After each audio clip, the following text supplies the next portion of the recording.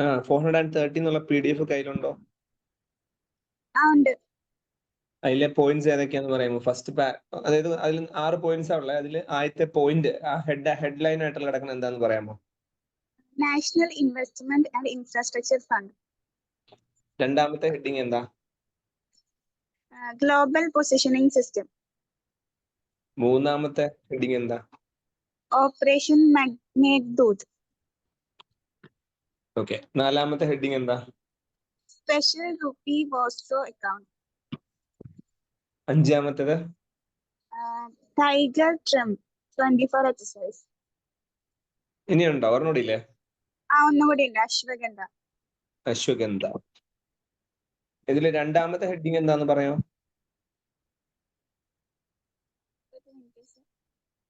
Global positioning system അഥവാ GPS. Arjuna, GPS നീ കേട്ടിട്ടുണ്ടോ? സാറ് കേട്ടിട്ടുണ്ട്. എന്താടാ GPS? ട്രാക്ക് ചെയ്യാനുള്ള ഇതല്ലേ? എന്ത് ചെയ്യാനുള്ളടാ? ട്രാക്ക് ചെയ്യാൻ. ട്രാക്ക് ചെയ്യാൻ. ഓക്കെ. ഐശ്വര്യയോടെ ചോദിച്ചു. ഓക്കെ. അപർണ, GPS എന്താണ്? സർ, ഇതുപോലെ ട്രാക്ക് ചെയ്യാനുള്ള GPS വെക്കാന്നൊക്കെ കേട്ടിട്ടുണ്ടോ? എന്തിനെ ട്രാക്ക് ചെയ്യാനാ? എന്തിനേം ട്രാക്ക് ചെയ്യാം. എങ്ങനെ ട്രാക്ക് ചെയ്യും? അത് കണക്ട് ചെയ്തിട്ട്. എന്ത് കണക്ട് ചെയ്യും? എന്തിനോടാണ് കണക്ട് ചെയ്യേണ്ടത് അതൊന്ന് കണക്ട് ചെയ്തിട്ട്. എന്തിനോട് കണക്ട് ചെയ്യും?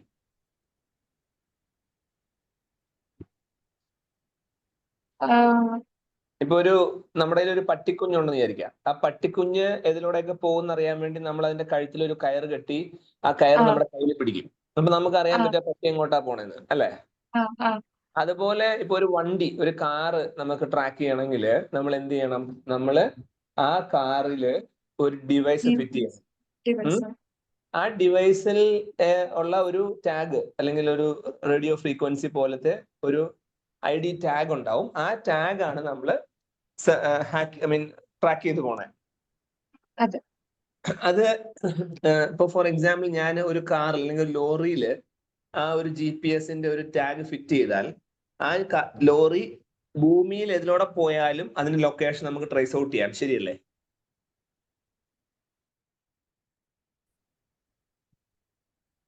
ശരിയല്ലേ? പോയ ആള് പോയാ? അതെ സർ, അതെ.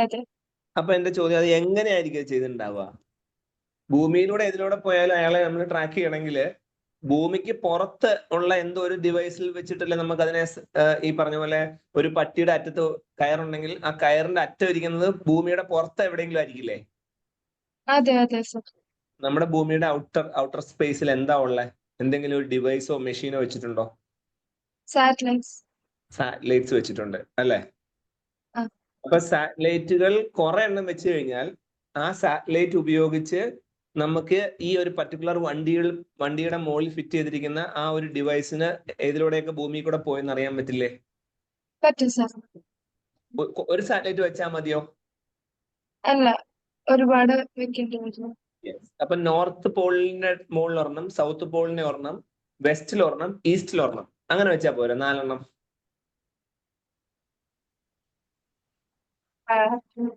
ജനറൽ ആയിട്ട് 4 എണ്ണം പോരെ?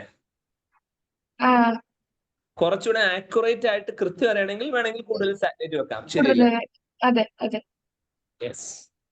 ഈ GPS എന്ന ഈ ഒരു ടെക്നോളജി ഇന്ത്യയുടെ ആണോ അതോ വേറെ ഏതെങ്കിലും രാജ്യത്തിന്റെ ആണോ?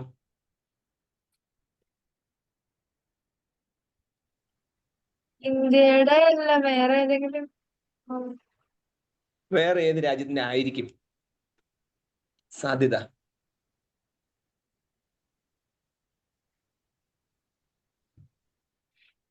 US. Yes, it's an American product. ഇന്ത്യക്ക് അങ്ങനെ ഒരു പ്രൊഡക്റ്റ് ഉണ്ടോ? ഉണ്ടാവും സർ. അതിന്റെ പേരെന്താ? ഉണ്ടെങ്കിൽ അറിയില്ല സർ. ഓക്കെ. എന്റെ ക്ലാസ്സിൽ ആരെങ്കിലും ഉണ്ടോ ഇന്ത്യക്ക് ഇപ്പൊ ഈ പറഞ്ഞ GPS പോലെ ഒരു ടെക്നോളജി ഉണ്ടെങ്കിൽ അതിന്റെ പേര് പറയാൻ പറ്റുന്ന ആരെങ്കിലും ക്ലാസ്സിലുണ്ടോ? സാർ ആര്യഭട്ടയാണോ? അർജുനെ അതൊരു സാറ്റലൈറ്റ് ആണ്. നമ്മൾ ആദ്യ കാലത്ത് വിട്ടതാ. ജാംബവാന്റെ കാലത്ത് നമ്മൾ വിട്ടതാ കേട്ടോ.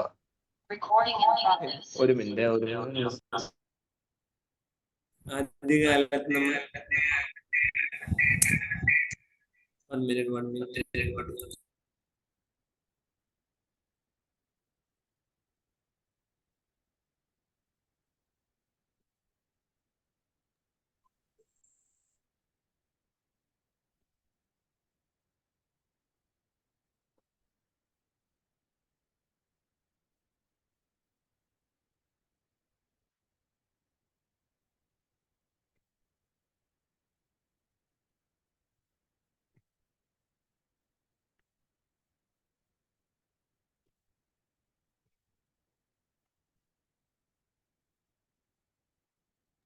അർജുൻ പറഞ്ഞുകൊണ്ടിരുന്നത് അർജുനല്ലേ ഇവിടെ കേൾക്കുന്നത്? Yes yes. സാറ്റലൈറ്റ് എന്ന് പറയുന്നത് നമ്മൾ പറഞ്ഞ പോയിന്റ് അനുസരിച്ച് നീ പറയണത് ഇന്ത്യയിലെ ആദ്യകാല സാറ്റലൈറ്റുകളെ കുറിച്ചാണ്. അതല്ല.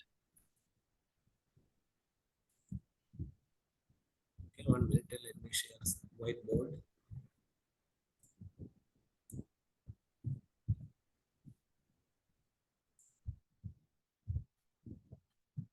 ജിൻസി അറിയാമോ ഇന്ത്യക്ക് GPS പോലെ ഒരു ടെക്നോളജി ഉണ്ടെങ്കിൽ അതേത് എന്ന് അറിയാൻ പറ്റുമോ? അറിയില്ല സർ. നാവിഗേഷൻ അങ്ങനെ എന്തോ ആണോ? നാവിഗേഷൻ വെച്ചിട്ട് സ്റ്റാർട്ട് ചെയ്യുന്ന? യെസ്, ഓൾമോസ്റ്റ് അടുത്ത് വന്നു. ഗൂഗിൾ അടിച്ച് നോക്കിയിട്ടാണോ?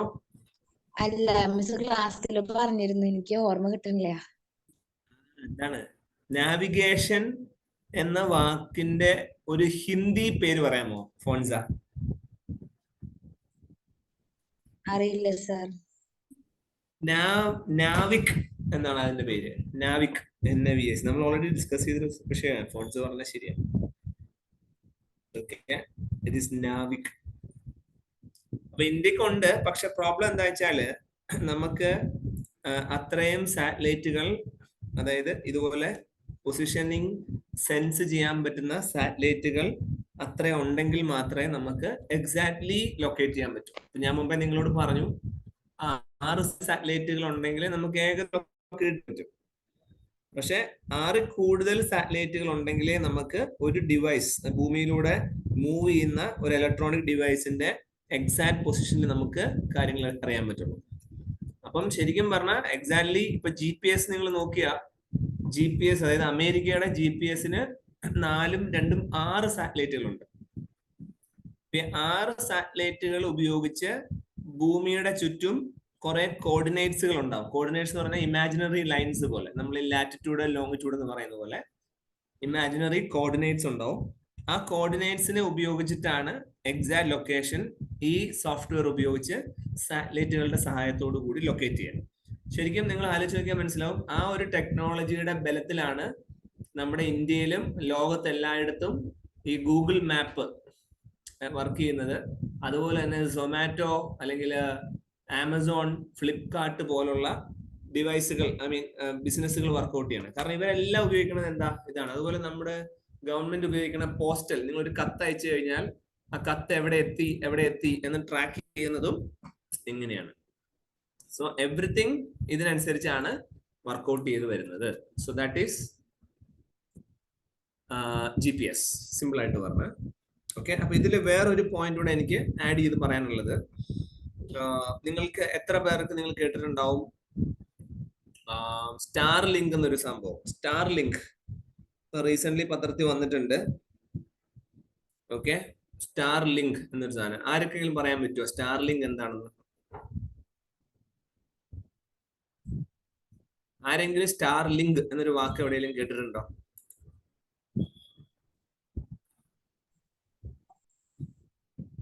അല്ലാതെ പത്രം വായനൊന്നും ഇല്ലേ നിങ്ങക്ക്?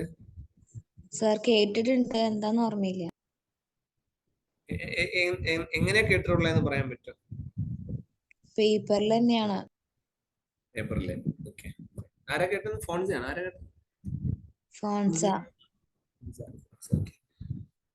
ഏതെങ്കിലും പേരുകളുമായിട്ട് ലിങ്ക് ചെയ്താ, ഉദാഹരണം പറഞ്ഞു കഴിഞ്ഞാൽ ബിൽ ഗേറ്റ്സ് എന്നോ അല്ലെങ്കിൽ റിലയൻസ് എന്നോ എലൻ മസ്ക് എന്നോ അങ്ങനെ ഏതെങ്കിലും പേരുമായിട്ട് ബന്ധപ്പെട്ടാണോ കേട്ടേക്കണേ?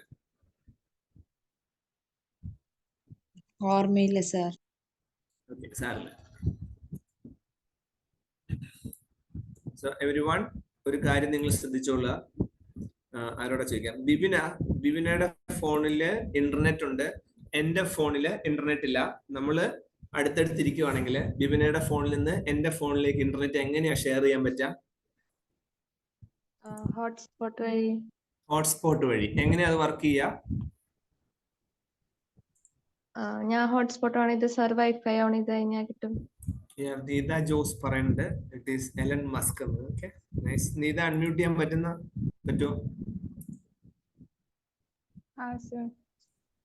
എവിടെ കേട്ടേക്കണം നീത? എലൻ മസ്കിന്റെ ആണ് സ്റ്റാർ ലിങ്ക് എന്ന് ഇൻസ്റ്റയില് കണ്ടിട്ടുണ്ട്. ഇൻസ്റ്റാഗ്രാമിൽ കണ്ടു? അതെ സർ. ശരി, എന്താണെന്ന് കണ്ടോ ഇൻസ്റ്റാഗ്രാമില്? അതങ്ങനെ ഓർമ്മ വരുന്നില്ല. അത് ഓർമ്മ വരുന്നില്ല. Okay, no problem. Speed internet അങ്ങനെ എന്തോന്ന് തോന്നുന്നു. സ്പീഡ് ഇന്റർനെറ്റ് 5G സ്പീഡ് അങ്ങനെ എന്തോ. 5G സ്പീഡ് ഉണ്ടാവും. ഓക്കെ, അങ്ങനെ എന്തോന്ന് തോന്നുന്നു. ഇന്ത്യയിലുണ്ടോ അത്? അങ്ങനെ വല്ലതും കണ്ടോ അതറിയില്ല, ഇൻസ്റ്റാഗ്രാമില്? അത് ഓർമ്മയില്ല. ഓക്കെ, ഇന്ത്യയില് തുടങ്ങാൻ പോവാന്ന് പറഞ്ഞ് വരുന്നുണ്ടായിരുന്നു, അങ്ങനെ കേട്ടിട്ടുണ്ട്. ഇന്ത്യയിൽ തുടങ്ങാൻ പോവാണെന്നുള്ളതിന്റെ എഗ്രിമെന്റ് കഴിഞ്ഞ ദിവസം സൈൻ ചെയ്തിട്ടുണ്ട്. That's A point. അതിലേക്കാണ് ഞാൻ വന്നുകൊണ്ടിരിക്കുന്നത്. ഓക്കെ, ഇന്ത്യയില് ഇതുപോലുള്ള സോഫ്റ്റ്വെയർ കമ്പനികൾ അല്ലെങ്കിൽ ഇതുപോലുള്ള ടെക്നോളജി കമ്പനികൾ വരുമ്പോ ഇന്ത്യ ഗവൺമെന്റ് പറയുന്ന ഒരു കണ്ടീഷൻ എന്താന്ന് വെച്ചാൽ, അവരുടെ കമ്പനി, ഇപ്പൊ ഉദാഹരണം പറഞ്ഞാൽ ആമസോൺ എന്നുള്ള കമ്പനി. അപ്പൊ നിങ്ങൾ ആലോചിച്ച് നോക്കി, ഇപ്പൊ ഞാൻ ആമസോണില് മെമ്പർഷിപ്പ് എടുക്കുവാണെങ്കിൽ എന്റെ പേര്, മൊബൈൽ നമ്പർ, മറ്റ് ഡീറ്റെയിൽസ് എല്ലാം അവിടെ കൊടുക്കണം. അപ്പൊ ആമസോൺ എന്ത് ചെയ്യണം? ആമസോൺ എന്റെ ഡീറ്റെയിൽസ് ആമസോണിന്റെ ഏതോ ഒരു കമ്പ്യൂട്ടറിൽ സ്റ്റോർ ചെയ്ത് വെക്കണ്ടല്ലോ. അപ്പൊ ആമസോണിന്റെ ആ ഒരു കമ്പ്യൂട്ടറിനെയാണ് നമ്മൾ സെർവർ എന്ന് പറയാം, അല്ലെങ്കിൽ ബിഗർ മെമ്മറി കമ്പ്യൂട്ടേഴ്സ് എന്ന് പറയാം. അപ്പൊ ആ കമ്പ്യൂട്ടറിൽ പോയി സ്റ്റോർ ചെയ്ത് വെക്കുമ്പോ എന്താ പറ്റാന്ന് വെച്ച് കഴിഞ്ഞാൽ, ആ കമ്പ്യൂട്ടർ അമേരിക്കയിലോ ചൈനയിലോ ആണെങ്കിൽ നാളെ എന്തെങ്കിലും പ്രശ്നം വന്നു കഴിഞ്ഞാൽ നമുക്ക് ആ കമ്പ്യൂട്ടറിലെ ഡേറ്റാസ് ഡിലീറ്റ് ചെയ്യാനോ അല്ലെങ്കിൽ ഒഴിവാക്കാനോ പറയാൻ പറ്റില്ല. അപ്പം ഇന്ത്യയില് ഏതെങ്കിലും ഇതുപോലുള്ള ജോയിന്റ് ടെക്നോളജി കമ്പനികൾ വരുമ്പോ ഗവൺമെന്റ് ഓഫ് ഇന്ത്യ വെക്കുന്ന ഒന്നാമത്തെ കണ്ടീഷൻ, നിങ്ങളുടെ കമ്പനിയുടെ ഡേറ്റാബേസ് അല്ലെങ്കിൽ സെർവറുകൾ വെക്കുന്ന സ്ഥലം ഇന്ത്യയിലായിരിക്കണം. Okay, that's a main condition, main criteria. ആ ക്രൈറ്റീരിയ ലോകത്തിലെ ഏറ്റവും വലിയ റിച്ചസ്റ്റ് പേഴ്സൺ ആണ് എലൻ മസ്ക്. അദ്ദേഹത്തിന്റെ ഒരു വലിയ ബിസിനസ് കൺസെപ്റ്റ് ആണ് സ്റ്റാർലിങ്ക്. ഓക്കെ, ആ സ്റ്റാർലിങ്ക് കമ്പനിയുടെ ആ ഒരു ബിസിനസ് ഡീല് അവര്, ഇന്ത്യ ഗവൺമെന്റ് പറഞ്ഞ ആ ഒരു കൺസെപ്റ്റ് അവര് അംഗീകരിച്ചതിന്റെ ഭാഗമായിട്ട് ഒരു എഗ്രിമെന്റ് സൈൻ ചെയ്തിട്ടുണ്ട്. ഓക്കെ, ആ എഗ്രിമെന്റിന്റെ ഭാഗമായി അവർ ഇന്ത്യയില് ഉടനടി തന്നെ എന്തുണ്ടാക്കും? ഒരു സ്റ്റാർലിങ്ക് കൺസെപ്റ്റ് ഉണ്ടാക്കും. അത് എങ്ങനെയാന്ന് വെച്ച് കഴിഞ്ഞാൽ ഞാൻ ജസ്റ്റ് ഒന്ന് എക്സ്പ്ലെയിൻ ചെയ്യാം. ഓക്കെ, ദേവിക, ആഷിഖ്, സ്ക്രീൻ കാണാൻ പറ്റുന്നുണ്ടോ? കാണാൻ പറ്റുന്നുണ്ട് സർ. യെസ്. അപ്പൊ നിങ്ങൾ ഇപ്പൊ ഈ കാണുന്നത് ഭൂമിയാണെന്ന് വിചാരിക്കുക. ഓക്കെ, സോ ഈ ഭൂമിയുടെ ചുറ്റും ഇവരെന്ത് ചെയ്യാന്ന് വെച്ചാൽ, ഭൂമിയുടെ ചുറ്റും ഭൂമിയോട് ചേർന്ന് തന്നെ കുറെ സാറ്റലൈറ്റുകൾ അവര് വെച്ചിട്ടുണ്ട്. എല്ലാം ചെറിയ ചെറിയ സാറ്റലൈറ്റ് ആണ്. സാധാരണഗതിയിലെ സാറ്റലൈറ്റുകളൊക്കെ ഭയങ്കര സൈസ് ഉണ്ടാവും. ഇതെല്ലാം ചെറിയ ചെറിയ നാനോ സാറ്റലൈറ്റുകളാണ്. ഇപ്പൊ കുറച്ചു മുമ്പ് ഞാൻ ഒരാളോട് ചോദിച്ചിട്ടുണ്ടായിരുന്നു, അയാളുടെ മൊബൈൽ ഫോണിലെ ഇന്റർനെറ്റ് ഞാനുമായിട്ട് എങ്ങനെയാണ് ഷെയർ ചെയ്യാന്ന്. ഓക്കെ, അപ്പൊ അയാൾ പറഞ്ഞു അയാളുടെ ഫോണിന്റെ ഹോട്ട്സ്പോട്ട് ഓൺ ചെയ്യുക, എന്റെ ഫോണിന്റെ വൈഫൈ ഓൺ ചെയ്ത് കഴിഞ്ഞാൽ എന്റെ ഫോണിലേക്ക് അയാളുടെ ഫോണിൽ നിന്ന് ഇന്റർനെറ്റ് ഷെയർ ചെയ്ത് കിട്ടും. ഇതേ പരിപാടി തന്നെ നിങ്ങൾ ആലോചിച്ച് നോക്കിയാൽ മതി. നിങ്ങളുടെ വീടിന്റെ മുറിക്കകത്ത് ഒരു വൈഫൈ ഡിവൈസ്, വൈഫൈ മോഡം വെച്ചിട്ടുണ്ട്. ആ വൈഫൈ മോഡത്തിൽ നിന്ന് നമുക്ക് 3-4 പേർക്ക് ഇന്റർനെറ്റുകൾ ഫ്രീ ആയിട്ട് കിട്ടുന്നുണ്ടാവും. അങ്ങനെ ഒരു കൺസെപ്റ്റ് ഉണ്ട്. അതേപോലെ തന്നെ നിങ്ങൾ വിചാരിക്കുക, ഭൂമിക്ക് ചുറ്റും, ഇപ്പൊ ഞാനിപ്പോ ഈ ഭൂമിയുടെ ചുറ്റും കുറെ ഡോട്ട് വെച്ചേക്കുന്നത് പോലെ കുറെ network of small satellites. These satellites will be working like a Wi-Fi device that will share internet with the people who is living in this planet. That means internet everywhere. മനസ്സിലാവുന്നുണ്ടോ? എല്ലായിടത്തും internet കിട്ടുക. കാരണം എവിടുന്ന ഇന്റർനെറ്റിന്റെ ആ ഒരു wifi signal എവിടുന്ന വരിക? ഔട്ടർ സ്പേസിൽ നിന്നാ വരിക. സ്പേസിൽ നിന്ന് വരുന്ന ആ ഒരു ഇന്റർനെറ്റ് സിഗ്നൽസ് ഭൂമിയിലെ എല്ലാവർക്കും ആക്സസ് ചെയ്യാൻ പറ്റും. ഓക്കെ. സോ അത് അങ്ങനെ വരുന്ന ഒരു ഇന്റർനെറ്റ്, നമ്മുടെ സാധാരണഗതിയിൽ നമുക്ക് ഇന്റർനെറ്റ് വരുന്നത് വീടിനടുത്തുള്ള ഒരു ടവറിൽ നിന്നാണ് ഇന്റർനെറ്റ് വരിക. എന്നാൽ ഇപ്പൊ വരുന്ന ഇന്റർനെറ്റ്, 1 minute ഹോൾഡ് ഓൺ.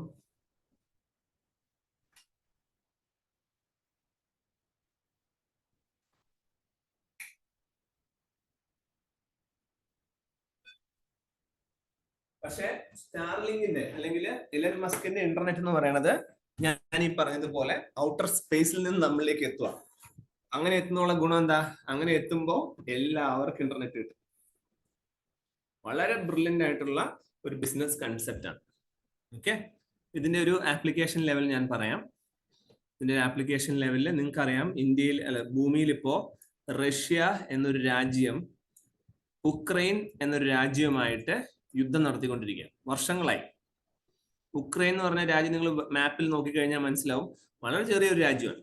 അപ്പൊ റഷ്യ ആദ്യം തന്നെ എന്ത് ചെയ്തെന്ന് വെച്ചാൽ, റഷ്യ ഉക്രൈനിലുള്ള എല്ലാ ഇന്റർനെറ്റ് സർവീസ് ടവറുകളും, ഭൂമിയിലുള്ള ടവറുകളെല്ലാം തകർത്ത് നശിപ്പിച്ചു. അപ്പൊ സ്വാഭാവികമായിട്ട് എന്ത് പറ്റും?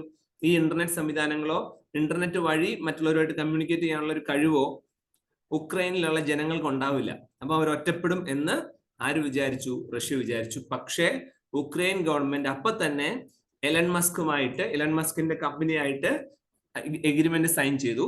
അവർക്ക് ഈ പറഞ്ഞ സ്റ്റാർലിങ്ക്, ഓക്കെ, സ്റ്റാർലിങ്ക് എന്ന്. അപ്പൊ സ്റ്റാർലിങ്ക് എന്ന് പറയുന്നത് അറിയാമല്ലോ, കണക്റ്റഡ് ആയിട്ട് കുനൂന് സാറ്റലൈറ്റുകൾ വഴി ഇന്റർനെറ്റ് കിട്ടുവാണ്. അപ്പം അവർക്ക് എല്ലാവർക്കും ഇന്റർനെറ്റ് കിട്ടി. അപ്പൊ ഉക്രൈനിലെ എല്ലാ പട്ടാളക്കാർക്കും എവിടെ ഇരുന്നിട്ട് ഇൻസ്റ്റാഗ്രാമിന്റെ വീഡിയോ കാണാം, അല്ലെങ്കിൽ ഫേസ്ബുക്കിന്റെ വീഡിയോ കാണാം, ഗൂഗിളിൽ സെർച്ച് ചെയ്യാം, വീഡിയോ കോൾ ചെയ്യാം, എല്ലാത്തിനുള്ള അവസരം അവർക്ക് കിട്ടി. അപ്പൊ യുദ്ധം റഷ്യ തോറ്റു പോകാൻ അല്ലെങ്കിൽ തോറ്റ അവസ്ഥയിലേക്ക് റഷ്യ എത്തിക്കുന്നിടത്ത് പോലും ഈ സ്റ്റാർലിങ്ക് എന്നുള്ള വലിയ ബിസിനസ് കൺസെപ്റ്റ് അല്ലെങ്കിൽ വലിയ ഇന്റർനെറ്റ് കൺസെപ്റ്റിന് ഇന്റർനെറ്റ് കൺസെപ്റ്റ് ഹെൽപ്പ് ചെയ്തു എന്നുള്ളതാണ് എനിക്കിവിടെ പറയാനുള്ള പോയിന്റ്. Okay, 1 minute. അപ്പം ഇപ്പൊ നമ്മൾ പറഞ്ഞത് സ്റ്റാർലിങ്ക് എന്നൊരു കൺസെപ്റ്റ്, അതായത് കുറെ സാറ്റലൈറ്റുകൾ ഉപയോഗിച്ച് ഇന്റർനെറ്റ് സർവീസ് കൊടുക്കുന്ന ഒരു കൺസെപ്റ്റ്. ഇനി GPS-ഉമായിട്ട് നമ്മൾ ഇതിനെ കണക്ട് ചെയ്യുമ്പോൾ എന്താണ്? ഇതേ സാറ്റലൈറ്റ് ഉപയോഗിച്ച് ഒരാൾ അല്ലെങ്കിൽ ഒരു വ്യക്തി അയാളുടെ കയ്യിലുള്ള ഒരു ഡിവൈസ്, എന്റെ ഫോണിൽ നിങ്ങൾക്ക് അറിയാം GPS ഡിവൈസ് ഉണ്ട്. അപ്പൊ ഞാൻ ഇങ്ങനെ നടന്നു പോവാ ഭൂമി കൂടെ. അപ്പൊ ചൈനയിൽ കൂടെ പോയി, റഷ്യയിൽ കൂടെ പോയി, തായ്ലൻഡിൽ കൂടെ പോയി, ഇന്ത്യയിലൂടെ വന്നു, ഇങ്ങനെ പോകുന്നതെല്ലാം കൃത്യമായിട്ട് ഈ സാറ്റലൈറ്റ് വെച്ച് ട്രാക്ക് ചെയ്യാൻ പറ്റും. അത് ഷെയർ ചെയ്യാൻ സോഫ്റ്റ്വെയർ ഉപയോഗിച്ച് ഷെയർ ചെയ്യാൻ പറ്റും. ആ ഒരു കൺസെപ്റ്റിനെയാണ് നമ്മൾ എന്ത് പറയണത്? ഗ്ലോബൽ പൊസിഷൻ സിസ്റ്റം അഥവാ GPS എന്ന് പറയാം. ഓക്കെ, ഇത് ഭയങ്കര വലിയൊരു ഭീകര ടെക്നോളജിയാണ്. സോ ഇതില് എന്തുകൊണ്ട് പത്രത്തിൽ വന്നു എന്ന് വെച്ച് കഴിഞ്ഞാല്, it is associate with a cargo ship transiting in the Mediterranean and the Black Sea are encountering a growing number of incidents related to GPS jamming. അതായത് ഈ ഇസ്രായേൽ അല്ലെങ്കിൽ ഇറാഖ്, ഇറാൻ, ഖത്തർ, അല്ലെങ്കിൽ നമ്മുടെ മിഡിൽ ഈസ്റ്റ്, ജോർദാൻ, യമൻ, അതുപോലെ southern African continent ആയിട്ടുള്ള Ethiopia, Somalia, ഇങ്ങനെയുള്ള സ്ഥലങ്ങളൊക്കെ ഈ മെഡിറ്ററേനിയൻ സീയുടെയും ബ്ലാക്ക് സീയുടെയും ഒക്കെ അടുത്ത് കിടക്കുന്ന സ്ഥലങ്ങളാണ്. അപ്പൊ എന്താ സംഭവം ഉണ്ടാകുന്ന വെച്ച് കഴിഞ്ഞാല്, അതിലൂടെ വലിയ വലിയ ഷിപ്പുകൾ ട്രാവൽ ചെയ്യുന്ന സ്ഥലമാണ്.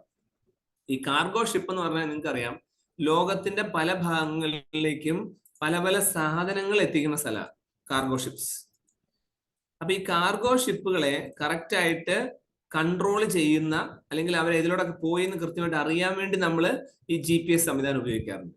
എന്നാൽ GPS-ന്റെ ഈ ഒരു സിഗ്നലിനെ തകർക്കുന്ന രീതിയിൽ, അല്ലെങ്കിൽ അതിനെ കൺഫ്യൂഷൻ ഉണ്ടാക്കുന്ന രീതിയിൽ GPS ജാമിംഗ് ഡിവൈസുകൾ ഉപയോഗിക്കും.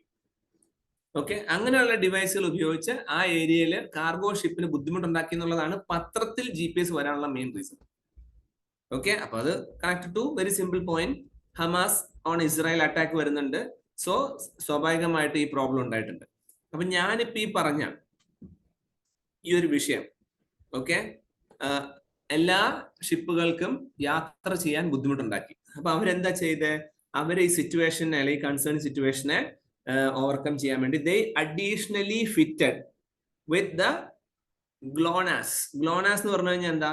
റഷ്യയുടെ തന്നെ ഒരു റഷ്യൻ സാറ്റലൈറ്റ് സംവിധാനമാണ്. നമ്മുടെ GPS അമേരിക്കയുടെ ആണെങ്കിൽ അതുപോലെ തന്നെ റഷ്യയുടെ തന്നെ ഒരു ഇതുപോലെ ട്രാക്കിംഗ് അല്ലെങ്കിൽ ഗ്ലോബൽ പൊസിഷൻ സിസ്റ്റം പോലെ ഒരു സാധനം അവരും കണ്ടുപിടിച്ചിട്ടുണ്ട്. കുറച്ചു മുമ്പ് ഞാൻ ഇന്ത്യയുടെ നാവിക് എന്ന് പറഞ്ഞതുപോലെ. അപ്പം ഈ ഷിപ്പിൽ അവർ എന്ത് ചെയ്തു? അവര് അമേരിക്കൻ ജാമറിന്റെ ഒപ്പം തന്നെ അമേരിക്കൻ ജാമറല്ല, അമേരിക്കൻ ഡിവൈസിന്റെ ഒപ്പം തന്നെ റഷ്യയുടെയും ഈ ഒരു ഡിവൈസ് യൂസ് ചെയ്തു. അപ്പം ട്രാക്ക് ചെയ്ത് പോകാനുള്ള സൗകര്യത്തിന് വേണ്ടി. So now we have to understand what is GPS. So വളരെ simple point, satellite based navigation system to provide the precise location and the time information to the users worldwide. എല്ലാ പോയിന്റ്സും ഞാൻ പറഞ്ഞു കഴിഞ്ഞതാണ്, വേറൊന്നുമില്ല. So owned by the United State government തന്നെയാണ്, അല്ലാതെ ഒരു private കമ്പനിയുടെ അല്ല. And operated by the United States Space Force, അവരാണത് ഓപ്പറേറ്റ് ചെയ്യുക. അപ്പൊ ഇത് എങ്ങനെയാണ് ഉപയോഗിക്കുന്നത്? കുറെ സാറ്റലൈറ്റ്. അപ്പൊ കുറെ സാറ്റലൈറ്റുകളെ വിളിക്കുന്ന പേരാണ് കോൺസ്റ്റലേഷൻ. ഒരു കൂട്ടം എന്നാണ് കോൺസ്റ്റലേഷൻ എന്നുള്ള വാക്കുകൊണ്ട് ഉദ്ദേശിക്കുക. So it consists of a constellation of satellites orbiting the Earth. അവരെങ്ങനെയാണ്? They are transmits signals that allows GPS receivers on the ground to calculate their position accurately. വണ്ടിക്കകത്ത് ആ റിസീവർ വെക്കും, അതിന്റെ മൂവ്മെന്റ് കണ്ടുപിടിക്കും. ഓക്കെ, എന്തിനൊക്കെ ഉപയോഗിക്കുക? നാവിഗേഷൻ ഉപയോഗിക്കുന്നുണ്ട്, മാപ്പിങ്ങിന് ഉപയോഗിക്കുന്നുണ്ട്, സർവേ നടത്താൻ ഉപയോഗിക്കുന്നുണ്ട്, പിന്നെ അതർ ആപ്ലിക്കേഷൻ ലൈക്ക് ഫ്ലിപ്കാർട്ട് അങ്ങനെയുള്ള സാധനങ്ങൾ ഉപയോഗിക്കുന്നുണ്ട്. Okay, so this is a very important concept. So GPS നെ കുറിച്ച് നമ്മൾ പറഞ്ഞു കഴിഞ്ഞു. റഷ്യയുടെ സാധനമുണ്ട്. റഷ്യയുടെ സാധനത്തിന്റെ പേരാണ് GLONASS, global navigation satellite system. Okay, ചൈനയ്ക്കും ഉണ്ട്, that is BeiDou. And also European space ഏജൻസിക്കും ഗലീലിയോ. ഈ പേരുകളൊക്കെ ഒന്ന് ഓർത്ത് വെച്ചോളാം. ആൻഡ് ഞാൻ ഓൾറെഡി മെൻഷൻ ചെയ്തു, ഇന്ത്യക്കും ഉണ്ട്, that is NavIC, Indian regional navigation satellite systems or IRNSS, ഇന്ത്യയുടെ regional system. Okay, so this is a very important topic which we need to discuss today. I think I am very clear, I explained it correctly. എല്ലാവർക്കും ആ point മനസ്സിലായെന്ന് ഞാൻ വിചാരിക്കുന്നു. Let me ask one question to Shifa. Shifa, clear അല്ലേ?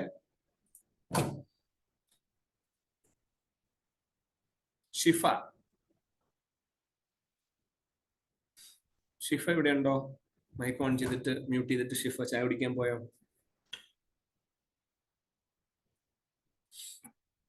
ഒരു Vivo Y20G എന്നൊരു mobile ഇരിപ്പുണ്ട്. ആരുടെ അത്? Hello sir. പേരെന്താണോ? അത് എന്റെ ഫോണാണ്. ഞാൻ ന്യൂ അഡ്മിഷൻ ആണ്. പേര്? Bilha. Bilha. Okay, Bilha. Yes, join ചെയ്യുമ്പോൾ പേര് ടൈപ്പ് ചെയ്തോളൂ കേട്ടോ. Okay okay. നമ്മുടെ ചാറ്റ് ബോക്സിലും ഇതിലൊരു ചാറ്റ് ബോക്സ് ഉണ്ട്, താഴെ നോക്കിയാൽ കാണാം, അതിലും പേര് ടൈപ്പ് ചെയ്തു. ഞാൻ ജോയിൻ ചെയ്തപ്പോ സൗണ്ട് ക്ലിയർ അല്ലായിരുന്നു, അപ്പൊ ഞാൻ ശ്രദ്ധിച്ചില്ലായിരുന്നു. റീജോയിൻ ചെയ്തോളൂ ഇടയ്ക്ക്. അങ്ങനെ ബ്രേക്ക് ആവുകയാണെങ്കിൽ വീണ്ടും റീജോയിൻ ചെയ്താൽ കേട്ടോ, ലീവ് ചെയ്തിട്ട്. Okay okay. So I will ask Biha one question.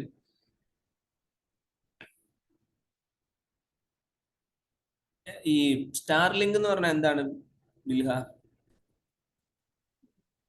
Starlink എന്ന് പറയുമ്പോ ആദ്യം കൊണ്ടുവന്നത് ഇലോൺ മസ്ക് ആണ്. അതായത് കുറെ സാറ്റലൈറ്റ് ഒക്കെ ഉപയോഗിച്ച് നമുക്ക് നെറ്റ്വർക്ക്സ് ഒക്കെ സ്പീഡ് ഇതാക്കാനൊക്കെ. ഹൈ സ്പീഡ് ഇന്റർനെറ്റ് സർവീസ് അല്ലേ, സിമ്പിൾ ആയിട്ട് പറഞ്ഞു. High speed internet service. Salma, ഇന്ത്യക്ക് GPS ഉണ്ടോ? ഉണ്ട്, നാവിക്. ബൈഡു ആരുടെയാ? ചൈന. ഓക്കെ, നാവിഗേഷൻ പർപ്പസിന് മാത്രമാണോ GPS ഉപയോഗിക്കാതെ വേറെ എന്തെങ്കിലും പർപ്പസ് ഉണ്ടോ? നാവിഗേഷൻ പർപ്പസിനും പിന്നെ വേറെ നമ്മൾ ട്രേഡിംഗ് എടുക്കാനും മാപ്പിംഗ് എടുക്കാനും മറ്റു ബിസിനസ്സിന് പോകട്ടോ. Okay okay sir. ഈ മെഡിറ്ററേനിയൻ സീയുടെ അടുത്ത് കിടക്കുന്ന സീ ഏതാ? മെഡിറ്ററേനിയൻ കുറച്ചു മുമ്പത്തെ സ്ക്രീനിൽ ഉണ്ടായിരുന്ന. കണ്ടില്ല? ഇല്ല, ശ്രദ്ധിച്ചില്ല. PDF വായിച്ചിട്ടുണ്ടായിരുന്നോ ഞാൻ മുമ്പേ പറഞ്ഞപ്പോ? ഇല്ല, PDF ഇല്ല, ഇപ്പൊ പറഞ്ഞ PDF വായിച്ചിട്ടുണ്ടായിരുന്നില്ല. ഇനി നോക്കിയിട്ട് വരണം കേട്ടോ. Okay. And this is about the first topic. Yeah, സനീഷേ, മെഡിറ്ററേനിയൻ സീയുടെ അടുത്ത് കിടക്കുന്ന സീ ഏടാ?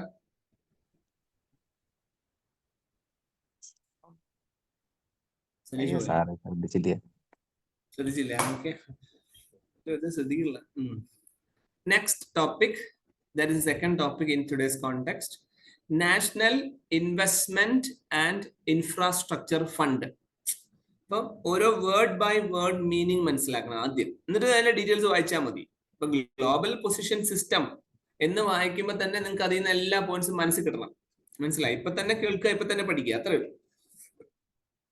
അപ്പൊ നാഷണൽ, അപ്പൊ സെൻട്രൽ ഗവൺമെന്റിന്റെ ഒരു ഫണ്ടിങ് പരിപാടിയാണ്. മനസ്സിലായി? എന്തിനുള്ള ഫണ്ട്? ഇൻവെസ്റ്റ് ചെയ്യുക, അപ്പൊ പൈസ മേടിക്കുക, ഇൻവെസ്റ്റ്മെന്റ് എന്ന് പറഞ്ഞ പൈസ.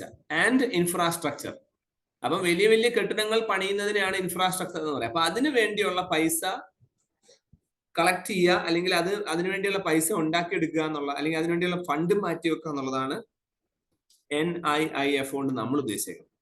അപ്പൊ recent made A significant investment of 200 million, അപ്പൊ 1660 കോടി രൂപ ഫണ്ട് കളക്ഷൻ ഇവർ ചെയ്യുന്നുള്ളതാണ്. എന്തിനു വേണ്ടിയാണ്? ഡിജിറ്റൽ ഇൻഫ്രാസ്ട്രക്ചർ ഉണ്ടാക്കാൻ വേണ്ടി. ഓക്കെ, അതായത് ശരിക്കും പറഞ്ഞാൽ നമ്മുടെ ഞാനീ പറഞ്ഞു ടെക്നോളജി ബേസ് ചെയ്തിട്ട്. അപ്പം അത് എവിടുന്നാ ഉണ്ടായിട്ടുള്ളത്? ഐബസ് നെറ്റ്വർക്ക് ആൻഡ് ഇൻഫ്രാസ്ട്രക്ചർ എന്ന കമ്പനിയിൽ നിന്ന് ആ ഇൻവെസ്റ്റ്മെന്റ് ഉണ്ടാക്കിയെടുത്തുള്ള.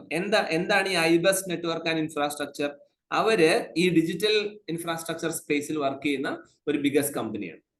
ഓക്കെ, അവരിൽ നിന്ന് അല്ലെ ഫണ്ട് കളക്ട് ചെയ്തതിന് ഭാഗമായി, എന്നിട്ട് ആ ഫണ്ട് ഗവൺമെന്റിലെ NIIF ഇൻവെസ്റ്റ് ചെയ്ത് അത് നമ്മൾ അടുത്ത 5 കൊല്ലം കൊണ്ട് ഇന്ത്യയിൽ ഈ ടെക്നോളജി ബേസ്ഡ് ആയിട്ടുള്ള ഏരിയയിൽ ഇൻവെസ്റ്റ് ചെയ്ത് ഡെവലപ്പ് ചെയ്യുക എന്നുള്ളതാണ് ഉദ്ദേശിക്കുന്നത്. ഉദാഹരണം പറഞ്ഞാൽ ഞാനിപ്പോൾ ഈ പറഞ്ഞതുപോലെ ഇപ്പൊ സ്റ്റാർലിങ്ക് എന്നൊരു കമ്പനിയായിട്ട് government of India agreement sign ചെയ്യുമ്പോൾ ഉള്ള അഡ്വാൻറ്റേജ് എന്താണ്? എനിക്കും നിങ്ങൾക്കും ഒക്കെ ഇപ്പൊ ഉപയോഗിക്കുന്ന ഇന്റർനെറ്റിൽ നിന്ന് 5Gയുടെ ഇരട്ടി സ്പീഡിലുള്ള ഇന്റർനെറ്റ് സാറ്റലൈറ്റിൽ നിന്ന് കിട്ടും. അപ്പൊ അങ്ങനെ വരുമ്പോൾ എനിക്ക് ഇതുപോലെ വീഡിയോ ഓഫ് ചെയ്തിട്ട് നിങ്ങളോട് സംസാരിക്കേണ്ട ഗതികേട് ഉണ്ടാവില്ല. ഇതൊരു തരത്തിൽ ഗതികേടാണ്. കാരണം എന്താ? വീഡിയോ ഓൺ ചെയ്താൽ നമ്മുടെ ഇന്റർനെറ്റ് സ്ലോ ആയി പോകും. അപ്പൊ ഞാൻ പറയുന്ന സൗണ്ട് കട്ടായി പോകും. അപ്പം ഹൈ സ്പീഡ് സ്റ്റാർലിങ്ക് ഒക്കെ വന്നു കഴിഞ്ഞാൽ എന്തായിരിക്കും? നമ്മൾ ഭയങ്കര ലൈവായിട്ട് നമുക്ക് ക്ലാസ്സുകൾ പോലും എടുക്കാൻ പറ്റും. ഓക്കെ, സോ അങ്ങനെയുള്ള ഒരു ഇൻഫ്രാസ്ട്രക്ചർ ഇന്ത്യയിൽ ഉണ്ടാവുക എന്നുള്ളത് ഇമ്പോർട്ടന്റ് ആണ്. So there is A fund for it, national investment and infrastructure fund.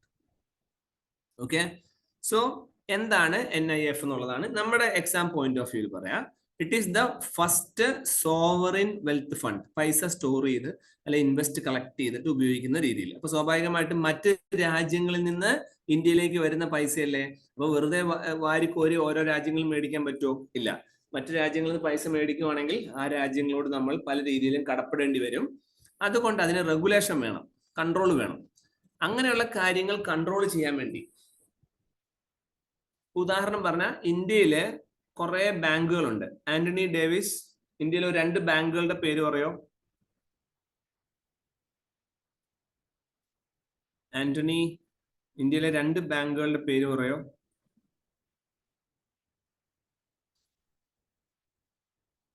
Antony ഇവിടെ ഉണ്ടോ? ആന്റണിയും മൈക്ക് മ്യൂട്ട് ചെയ്തിട്ട് പോയോ? Antony Davis. Okay, let me check one thing.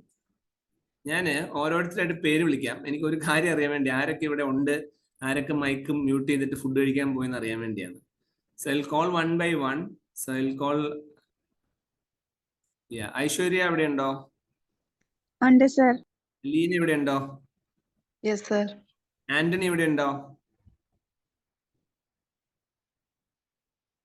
Aparna ഇവിടെ ഉണ്ടോ? Yes sir. അർജുൻ ഇവിടെ ഉണ്ടോ? Yes sir. ആന്റണിനെ ഞാൻ എന്റെ വെയിറ്റിംഗ് ലിസ്റ്റിലേക്ക് ഇടാം. Okay, yes. ബിവിൻ ഇവിടെ ഉണ്ടോ?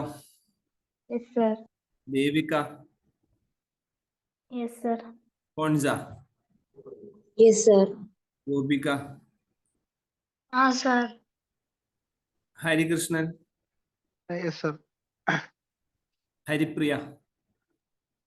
Yes sir. Jincy? Yes sir. Krishnapriya? Yes sir. Neetha?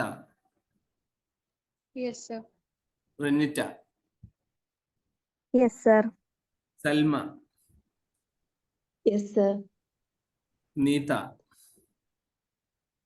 Sorry, Sanath? Yes sir. Sanish? Yes sir. Shifa? Shifa. Shifa. Okay, so I am removing Shifa also from the class. I will put her in the waiting room. Yes, good. And Vivo ആരായിരുന്നു? ബില്ലിനായിരുന്നു. Bilha. Bilha. Okay, yes, nice. Okay, so രണ്ടുപേര് wait ലിസ്റ്റിൽ പോയി പോട്ടെ. Okay, that's it. അപ്പോ നമ്മുടെ India ആരോടാ ഞാൻ ചോദിച്ചത്? രണ്ട് ബാങ്കുകൾ പറയാനൊക്കെ. ഐശ്വര്യ, ഇന്ത്യയിലെ രണ്ട് ബാങ്കുകൾ പറയാമോ? SBI, Canara bank. യെസ്. ഈ ബാങ്കുകളെ കൺട്രോൾ ചെയ്യുന്ന ആരാ? RBI അല്ലേ? RBI. Very good. RBI നെയാണ് കൺട്രോൾ ചെയ്യുന്നത്. അപ്പോ ഇന്ത്യയില് ബാങ്കുകളെ എല്ലാം reserve bank of India RBI control ചെയ്യുന്നു പറഞ്ഞു. അപ്പൊ മറ്റ് രാജ്യങ്ങളിൽ നിന്ന് ഇന്ത്യയിലേക്ക് ഫണ്ട് ചെയ്യുന്ന, ഇപ്പൊ നമ്മൾ മുമ്പേ പറഞ്ഞ പോലെ ഐബസ് നെറ്റ്വർക്ക് എന്ന് പറഞ്ഞ കമ്പനി, അല്ലെങ്കിൽ എലൺ മസ്കിന്റെ സ്റ്റാർലിങ്ക് പോലുള്ള കമ്പനികൾ ഇവിടെ ഫണ്ട് ഇൻവെസ്റ്റ് ചെയ്യാൻ വരുമ്പോൾ അവരെയും കൺട്രോൾ ചെയ്യാന്നുള്ള ഇമ്പോർട്ടന്റ് ആണ്. സോ നമുക്ക് സെബി എന്നൊരു സ്ഥാപനമുണ്ട്, security exchange board of India, SEBI. They will control. അപ്പം ഈ പറഞ്ഞ national investment and infrastructure fund ഈ സെബിയുടെ റെഗുലേഷൻ അനുസരിച്ച് രജിസ്റ്റർ ചെയ്യണം. അവിടെ ആ കമ്പനിയിൽ രജിസ്റ്റർ ചെയ്യാന്നുള്ളതാണ്. എങ്ങനെ രജിസ്റ്റർ ചെയ്യണം? As A category 2 alternative investment fund. Alternative എന്നുള്ള വാക്കിന്റെ അർത്ഥം എന്താ? വേറൊരു വഴി. അതായത് നമുക്കിപ്പോ ഗവൺമെന്റിന്റെ പൈസ കിട്ടുന്നുണ്ട്, സർക്കാർ ഗവൺമെന്റിന്റെ പൈസ ഉപയോഗിച്ച് പാലം പണിയുന്നുണ്ട്, ടവർ പണിയുന്നുണ്ട്, റോഡ് പണിയുന്നുണ്ട്. എന്നാൽ വേറൊരു വഴിയിൽ നിന്ന് കൂടെ പൈസ ഉപയോഗിച്ച് ഈ റോഡ് പണിയുവാണെങ്കിൽ, അല്ലെങ്കിൽ കുറച്ചുകൂടെ ഫണ്ട് ഉപയോഗിക്കുവാണെങ്കിൽ ഗുണാവൂലേ? അതിനെയാണ് ഓൾട്ടർനേറ്റീവ് ഇൻവെസ്റ്റ്മെന്റ് ഫണ്ട് എന്ന് പറയാം, AIF. അങ്ങനെയുള്ള ഓൾട്ടർനേറ്റീവ് ഇൻവെസ്റ്റ്മെന്റ് ഫണ്ടുകൾ തരുന്ന NIIF പോലെയുള്ള കമ്പനികൾ അല്ലെങ്കിൽ ഫണ്ടുകളും എവിടെ രജിസ്റ്റർ ചെയ്യണം? സെബിയുടെ കയ്യിൽ രജിസ്റ്റർ ചെയ്യണം. So SEBI is the authority. SEBI ആണ് അതോറിറ്റി വരിക. ഓക്കെ, അപ്പം സെബിനെ എന്തായിരിക്കണം? സെബി ഈ പറഞ്ഞ പോലെ ഫണ്ട് എല്ലാ കാര്യങ്ങളും റെഗുലേറ്റ് ചെയ്യണം. സോ 2015 നമ്മൾ NIIF തുടങ്ങുന്നത്. സോ നാഷണൽ ആൻഡ് ഇന്റർനാഷണൽ ഇൻവെസ്റ്റേഴ്സിന് ഇവിടെ പൈസ ഇൻവെസ്റ്റ് ചെയ്യാം, അത് നമ്മൾ ഉപയോഗിക്കും. എന്നിട്ട് അവർക്ക് അതിന്റെ രീതിയിൽ ഹെൽപ്പ് ചെയ്യും. അപ്പൊ ഈ പറയുന്ന ഇൻവെസ്റ്റ്മെന്റ് എവിടെയൊക്കെയാണ്? Green field, brown field and stalled projects. ഇങ്ങനെ 3 രീതിയിലാണ് പൈസ ഉണ്ടാവും. ഇപ്പൊ ഗ്രീൻ ഫീൽഡ് എന്ന് പറഞ്ഞു കഴിഞ്ഞാല് അത് പച്ച ഗ്രൗണ്ട് എന്നല്ല ഉദ്ദേശിക്കുന്നത്. അതായത് പുതിയ പ്രൊജക്ടുകൾ, പുതിയതായിട്ട് വരുന്ന പ്രൊജക്ടുകളിൽ ആ ഫണ്ട് ഉപയോഗിക്കും. ഓൾറെഡി ഉള്ള ഫണ്ട് എക്സിസ്റ്റ് ചെയ്യുന്ന പ്രൊജക്ടുകളുടെ മുകളിൽ ആ ഫണ്ട് ഉപയോഗിക്കണമെങ്കിൽ അതിന് നമ്മൾ ബ്രൗൺ ഫീൽഡ് ഇൻവെസ്റ്റ്മെന്റ് എന്ന് പറയും. അപ്പം പരീക്ഷയ്ക്ക് ഒരു തവണ ചോദിച്ചതാണ് ഗ്രീൻ ഫീൽഡ് ഇൻവെസ്റ്റ്മെന്റ് എന്താണെന്ന്. അപ്പൊ നിങ്ങൾ പറയേണ്ട എന്താ? പുതിയതായിട്ട് തുടങ്ങുന്ന ഒരു പ്രൊജക്റ്റ് ആണ്, ആ പ്രൊജക്ട് ഇൻവെസ്റ്റ് ചെയ്യുവാണെങ്കിൽ ആ ഇൻവെസ്റ്റ്മെന്റിനെ വിളിക്കുന്ന പേരാണ് ഗ്രീൻ ഫീൽഡ് ഇൻവെസ്റ്റ്മെന്റ്. എന്നാൽ ഓൾറെഡി എക്സിസ്റ്റ് ചെയ്യുന്ന പ്രൊജക്ട് വീണ്ടും ഫണ്ട് ഇൻവെസ്റ്റ് ചെയ്യുവാണെങ്കിൽ we call it as the brown field. പിന്നെ ഓൾറെഡി റണ്ണിങ് ആയിട്ടുള്ള പ്രൊജക്ടുകളുണ്ട്, ഇൻസ്റ്റാൾ ചെയ്തിട്ടുള്ള ഓൾറെഡി. സോ സ്റ്റോൾഡ് പ്രൊജക്ടുകളിലും നമ്മൾ ഇൻവെസ്റ്റ് ചെയ്യും. ഓക്കെ, അപ്പം ഈ ഒരു NIIF എന്തായിരിക്കും? It is controlled by the government of India in collaboration with the leading and global and domestic investors. ഇപ്പൊ ഇന്റർനാഷണൽ ആയിട്ട് പൈസ മുടക്കാൻ താല്പര്യമുള്ളവരെ നിന്ന് പൈസ വാങ്ങിച്ച് ഗവൺമെന്റ് ഓഫ് ഇന്ത്യയുടെ കൺട്രോളോട് കൂടി ഓൾട്ടർനേറ്റീവ് ഇൻവെസ്റ്റ്മെന്റ് ഫണ്ട് പോലെ ഫണ്ട് ഉപയോഗിച്ച് പണിയുന്ന അല്ലെങ്കിൽ കൊടുക്കുന്ന ഒരു പരിപാടിക്കാണ് നമ്മൾ national investment and infrastructure fund അഥവാ NIIF എന്ന് പറയാം. ഓക്കെ, 2-3 ടൈപ്പ് NIIFകൾ ഉണ്ട്. ജസ്റ്റ് നിങ്ങൾക്ക് സമയം കിട്ടുന്നതിൽ വായിച്ചാൽ മതി. Master fund, fund of the fund, strategic fund. Okay, so 3 conceptual. So the first topic which we discussed today is about the global positioning system. ഈ GPS നിന്ന് കണക്ട് ചെയ്തിട്ടാണ് ഞാൻ സ്റ്റാർലിങ്ക് എന്നൊരു കൺസെപ്റ്റ് എക്സ്പ്ലെയിൻ ചെയ്തത്. So also understand that too. And next one is national investment and infrastructure fund. And next topic operation Meghdoot. Meghdoot എന്ന് പറഞ്ഞു കഴിഞ്ഞാൽ, മേഘം എന്ന് പറഞ്ഞാൽ നിങ്ങൾക്കറിയാം, ക്ലൗഡ്സ്. ആരോടാ ചോദിക്ക? യെസ്, റെനിറ്റ. മേഘദൂതം, മേഘദൂത് എന്നൊരു വലിയ കഥ എഴുതിയിട്ടുണ്ട്. ആരാ എഴുതിയെന്ന് അറിയാമോ? ഇല്ല സർ. ഓക്കെ, ആർക്കെങ്കിലും അറിയാമോ എന്റെ ക്ലാസ്സിൽ മേഘദൂത് എന്നൊരു കഥ എഴുതിയിട്ടുണ്ട് ഒരാള്? കാളിദാസൻ. യെസ്, കാളിദാസന്റെ മേഘദൂത് അല്ലെങ്കിൽ മേഘ സന്ദേശം എന്ന് വേണേൽ പറയാം. ഓക്കെ, മേഘ സന്ദേശം, ദാറ്റ് ഈസ് കറക്റ്റ്. അപ്പം മേഘ സന്ദേശം അല്ലെങ്കിൽ മേഘദൂത് എന്ന് പറഞ്ഞാൽ എന്താ നിങ്ങൾ ഉദ്ദേശിക്കുന്നത്? ഇപ്പൊ ഫോർ എക്സാമ്പിൾ, എനിക്ക് നിങ്ങളടുത്ത് ഇപ്പം ഹരികൃഷ്ണന്റെ അടുത്ത് ഒരു മെസ്സേജ് പറയാനുണ്ട്. അപ്പൊ ഞാൻ എന്ത് ചെയ്യുവാണ്? ഞാൻ ആകാശത്തേക്ക് നോക്കിയപ്പോ അവിടെ ഒരു മേഘം നിൽക്കുന്നു. അപ്പൊ ഞാൻ ആ മേഘത്തിന്റെ കയ്യില് ഒരു മെസ്സേജ് കൊടുത്തുവിടുവാണ്. അപ്പൊ അടുത്തൊരു കാറ്റ് വരുമ്പം ഈ മേഘം ഈ കാറ്റത്ത് അങ്ങോട്ട് ഒഴുകിപ്പോവും. അപ്പൊ ഒഴുകി അങ്ങ് പോകുമ്പോ ഈ ഹരികൃഷ്ണന്റെ വീടിന്റെ മുകളില് ഈ മേഘം എത്തുമ്പോ എന്തായി? ആ മേഘം ആ ഒരു മെസ്സേജ് താഴോട്ടിടും. ഓക്കെ, ഈ കേൾക്കുമ്പോൾ നമുക്കിത് വളരെ പോയറ്റിക് ആയിട്ട് തോന്നുമെങ്കിലും അല്ലെങ്കിൽ സാഹിത്യമായിട്ട് തോന്നുമെങ്കിലും ശരിക്കും ഇത് തന്നെയല്ലേ നമ്മുടെ ഫോൺ ഉപയോഗിച്ച് നമ്മൾ ഇൻസ്റ്റാഗ്രാമും വാട്സാപ്പിലും മെസ്സേജ് അയക്കണേ. കാരണം എന്താ? നമ്മൾ അയക്കുന്ന ഒരു ഫോണിൽ നിന്ന് അയക്കുന്ന ഒരു മെസ്സേജ്, വാട്സാപ്പിൽ അയക്കുന്ന മെസ്സേജ് എങ്ങോട്ട് ആദ്യം പോവാ? ആദ്യം വാട്സാപ്പ് എന്നുള്ള ഫോണിൽ നിന്ന്, വാട്സാപ്പ് ഇൻസ്റ്റാൾ ചെയ്ത ഫോണിൽ നിന്ന് അത് നേരെ ഒരു ടവറിലേക്ക് പോകുന്നു. ആ ടവറിൽ നിന്ന് ആകാശത്തിലൂടെ സിഗ്നല് ഇപ്പൊ ഹരികൃഷ്ണന്റെ വീടിന്റെ അടുത്തുള്ള ടവറിലേക്ക് എത്തുന്നു. ആ ടവറിൽ നിന്ന് ഹരികൃഷ്ണന്റെ ഫോണിലേക്ക് എത്തുന്നു. ഹരികൃഷ്ണൻ അത് മെസ്സേജ് ആയിട്ട് സ്ക്രീനിൽ കാണുന്നു. ശരിക്കും പഴയ ആൾക്കാർ അല്ലെങ്കിൽ പഴയ കവികള് അവരങ്ങനെ ഇമാജിൻ ചെയ്ത് പണ്ട് എഴുതി വെച്ചിരിക്കുന്ന പല കാര്യങ്ങളും പിന്നീട് യാഥാർത്ഥ്യമായി വന്നു എന്നുള്ളതാണ് സത്യം. ഓക്കെ, സോ ദാറ്റ് ഈസ് മേഘ സന്ദേശം. Now here it is Meghdoot ആണ്. മേഘദൂത് എന്ന് പറയുന്നത് ഓപ്പറേഷൻ മേഘദൂത് ആണ്. ഓക്കെ, സോ ഇതൊരു ഇന്ത്യൻ മിലിറ്ററിയുടെ ഒരു സിഗ്നിഫിക്കന്റ് മിലിറ്ററി എൻഡവർ ആണ്. ഇന്ത്യൻ മിലിറ്ററി തന്നെ ചെയ്തേക്കണം. ഓക്കെ, അതിനൊരു കോഡ് നെയിം അവർ ഉപയോഗിച്ചെന്ന് മാത്രമേ ഉള്ളൂ. 40 വർഷമായി. അപ്പൊ അതിന്റെ സെലിബ്രേഷൻ ഉണ്ടായി. സോ ഇന്ത്യൻ മിലിറ്ററിയുടെ ഒരു കോഡ് നെയിം ഉപയോഗിച്ചാണ്. അപ്പൊ മേഘദൂത് എന്ന് പറയുമ്പോൾ തണുത്തുറഞ്ഞു കിടക്കുന്ന മേഘം പോലെയുള്ള ഒരു സ്ഥലത്തായിരിക്കും. സോ സ്വാഭാവികമായിട്ടും സിയാച്ചിൻ ഗ്ലേഷ്യേഴ്സ്, ലഡാക്കിന്റെ അങ്ങ് മുകളിലുള്ള സിയാച്ചിൻ ഗ്ലേഷ്യേഴ്സില് ഇന്ത്യൻ മിലിറ്ററി നടത്തിയ തിരിച്ചുപിടി അല്ലെങ്കിൽ ആ സ്ഥലം നമ്മൾ തിരിച്ചെടുത്തതിന്റെ ഓർമ്മയ്ക്കായിട്ടാണ് നമ്മൾ 40 വർഷത്തെ സെലിബ്രേഷൻ നടത്തിയത് ഇന്ത്യൻ മിലിറ്ററിയുടെ. അതാണ് operation Meghdoot.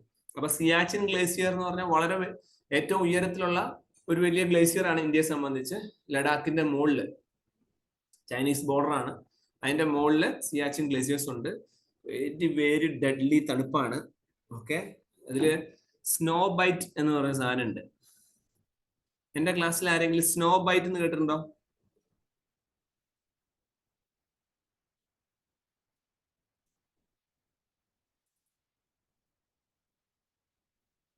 Krishnapriya, snow byte കേട്ടിട്ടുണ്ടോ? ഇല്ല സർ. അതിന്റെ മീനിങ് എന്തായിരിക്കും? സ്നോ എന്ന് പറഞ്ഞാൽ എന്താ? മഞ്ഞ്. അടിച്ചു, ബൈറ്റ് അല്ലേ? ആ. യെസ്. ഇപ്പൊ കൃഷ്ണപ്രിയ സിയാച്ചിനില് ഗ്ലേഷ്യേഴ്സിൽ പോവാന്ന് വിചാരിക്കുക. ആ പോകുന്ന സമയത്ത് കറക്റ്റ് ആയിട്ട് നല്ല സേഫ്റ്റി മെഷേഴ്സ് ഉള്ള കട്ടിയുള്ള ഷൂസ് ഒന്നും ധരിക്കാതെയാണ് ആ മഞ്ഞിലൂടെ കുറച്ചു നേരം നടക്കുന്നതെങ്കിൽ എന്താ ഉണ്ടാവാന്ന് വെച്ചാൽ കൃഷ്ണപ്രിയയുടെ കാലിന്റെ വിരലുകളൊക്കെ തണുത്ത് കോച്ചി അത് ബിസ്ക്കറ്റ് പോലെ ഒടിഞ്ഞു പോകും. ഓക്കെ, ബിസ്ക്കറ്റ് ഒടിയുന്ന പോലെ ഒടിഞ്ഞു പോകും. അതിനെയാണ് സ്നോ ബൈറ്റ് എന്ന് പറയാം. മനസ്സിലായോ? Yes, that is snow bite. നിങ്ങൾക്ക് ഫ്യൂച്ചറിൽ ഇതുപോലുള്ള മഞ്ഞ് സ്ഥലങ്ങളിലൊക്കെ യാത്ര ചെയ്യുമ്പോൾ വളരെ ശ്രദ്ധിക്കേണ്ട കാര്യമാണ്. നമ്മൾ കറക്റ്റ് ആയിട്ടുള്ള ഗിയർ എന്ന് പറഞ്ഞു കഴിഞ്ഞാൽ കട്ടി ഷൂസുകൾ ധരിച്ചിട്ടേ പോകാൻ പാടുള്ളൂ, ഇല്ലെങ്കിൽ സ്നോ ബൈറ്റ് ചെയ്യും. അത് സ്നോ ബൈറ്റ് എന്ന് പറഞ്ഞു കഴിഞ്ഞാല് ഇപ്പൊ ഹിമാലയൻ യാത്രകൾക്കോ എവറസ്റ്റിലേക്കൊക്കെ യാത്ര ചെയ്യുന്ന ആൾക്കാരുടെ കാലുകളൊക്കെ നിങ്ങൾ നോക്കിയാൽ മനസ്സിലാവും, അവർക്ക് പലർക്കും വിരലുകൾ ഉണ്ടാവില്ല. അതായത് ആ വിരലുകൾ, ഇപ്പൊ എനിക്ക് കാലിൽ 5 വിരലുകൾ ഉണ്ടല്ലോ, അതിലെ ഒരു വിരൽ ഒടിഞ്ഞങ്ങ് പോവത്. ഒടിഞ്ഞു പോവാന്ന് പറഞ്ഞാൽ ബിസ്ക്കറ്റ് ഒടിയുന്ന പോലെ ഒടിയും, ടക്കെന്ന് ഒടിഞ്ഞു പോകും.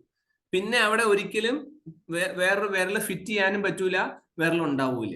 So that is the biggest dangerous point. തമാശയായിട്ട് നമ്മൾ പറയാം സ്നോ ബൈറ്റ്, പക്ഷെ ഉണ്ടാവും. അപ്പൊ ഇങ്ങനെയുള്ള വലിയ പ്രശ്നങ്ങൾ ഇന്ത്യൻ മിലിറ്ററിക്ക് സിയാച്ചിൻ ഗ്ലേസിയേഴ്സിൽ ഉണ്ടായിട്ടുണ്ട്. ഓക്കെ, അപ്പം ഈ ഒരു ബാറ്റിൽ ഫീൽഡ് ലോകത്തിലെ തന്നെ ഏറ്റവും ഹയസ്റ്റ് ബാറ്റിൽ ഫീൽഡ് ആണ് സിയാച്ചിൻ. ഓക്കെ, അവിടെ ഇന്ത്യൻ മിലിറ്ററി നടത്തിയിട്ടുള്ള ഒരു ബിഗസ്റ്റ് എക്സിക്യൂഷൻ ആണ് ഏപ്രിൽ 13, 1984. 2024 ആയപ്പോൾ അതിന് 40 വർഷമായി എന്നുള്ളതാണ് അതിന്റെ പോയിന്റ്.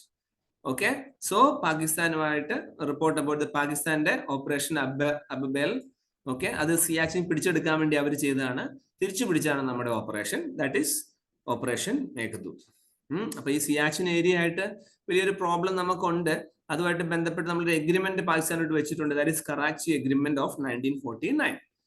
ഓക്കെ, അപ്പം ഈ സിയാച്ചിൻ തിരിച്ചു പിടിച്ചു എന്നുള്ളതാണ് ഏറ്റവും ഇമ്പോർട്ടന്റ്. വളരെ ഇമ്പോർട്ടന്റ് സ്ഥലമാണ് സിയാച്ചിൻ. കാരണം അവിടെ ഇരുന്ന് കഴിഞ്ഞാൽ നമുക്ക് 3 പാസസ്, സോൾട്ടോറോ റിഡ്ജ്, സിയാല, ബിലാഫോണ്ട് ആൻഡ് ഗോയങ്ല, ഇതെല്ലാം ഈ ലാല എന്നുള്ള വാക്ക് ഉപയോഗിച്ച എല്ലാം പാസുകളാണ്. പാസ് എന്ന് പറഞ്ഞു കഴിഞ്ഞാല് ഈ മലയുടെ മുകളിലൂടെ പോകുന്ന വഴികൾ, നമ്മൾ ചുരം എന്നൊക്കെ പറയുന്ന പോലെ, വയനാട് ചുരം എന്ന് പറയുന്നത്. അതുകൊണ്ട് തന്നെ സിയാച്ചിൻ എന്ന് പറയുന്ന സ്ഥലം നമ്മൾ പിടിച്ചെടുക്കുക അല്ലെങ്കിൽ നമ്മുടെ കൺട്രോളിലാക്കുക എന്നുള്ളത് വളരെ സ്ട്രാറ്റജിക് ഇമ്പോർട്ടൻസ് ആയ സ്ഥലമാണ്. അതുകൊണ്ടാണ് ഇത്രയധികം ഹെവി ആയിട്ടുള്ള ഒരു ഓപ്പറേഷൻ നമ്മൾ ചെയ്തത്. So what is Siachen? It is A glacier about 20,000 feet in the Karakoram mountain ranges. Highest military zone globally ആണ്. ലോകത്തിൽ ഇത്രയും പൊക്കത്തിൽ ജീവിക്കുന്ന ഒരു മിലിറ്ററി ഓഫീസേഴ്സും ഉണ്ടാവില്ല, ഇന്ത്യയിൽ മാത്രമേ ഉണ്ടാവുള്ളൂ. ഓക്കെ, അതിനടുത്ത് ഡോമിനേറ്റ് ചെയ്യുന്നതാണ് ഷേഖ് ഗാം വാലി. ഓക്കെ, അത് ചൈനയ്ക്ക് കൊടുത്തു എന്നുള്ളതാണ്. പാകിസ്ഥാൻ ഉണ്ടായിരുന്നു, പിന്നെ ചൈനയുടെ കയ്യിലോട്ട് പോയി. അത് ഓൾമോസ്റ്റ് ഈ ഗിൽജിത് ബാലിസ്ഥാൻ റീജിയനും ലേ റീജിയനും ഒക്കെ എല്ലാം ഓൾമോസ്റ്റ് ഈ കാരക്കോരം പാസിന്റെ കുറെയൊക്കെ ചൈനയുടെ കൺട്രോളിലും ബാക്കിയുള്ള ഇന്ത്യയുടെ കൺട്രോളുമായിട്ട് ഇപ്പം നിൽക്കുന്നുണ്ട്. Okay, so that is operation Meghdoot. It's a very important point. Next is special rupee vostro account, that is SRVA. Okay, SRVA, vostro account. ഈ വോസ്ട്രോ അക്കൗണ്ട് അല്ലെങ്കിൽ സ്പെഷ്യൽ റുപ്പി വോസ്ട്രോ അക്കൗണ്ട് എന്ന് പറഞ്ഞാൽ വളരെ ഇമ്പോർട്ടൻ്റ് ആയ ഒരു കാര്യം. ഉദാഹരണം പറഞ്ഞു കഴിഞ്ഞാൽ ഇപ്പൊ ആരോടാ ചോദിക്കുക? എല്ലാവരോടും ചോദിച്ചാ സ്ഥലത്തെ ഞാൻ നിനക്ക് ഒരു 50,000 രൂപ നീ ബാങ്കിൽ കൊണ്ട് ഡിപ്പോസിറ്റ് ചെയ്യും. എങ്ങനെ ഡിപ്പോസിറ്റ് ചെയ്യൂടാ?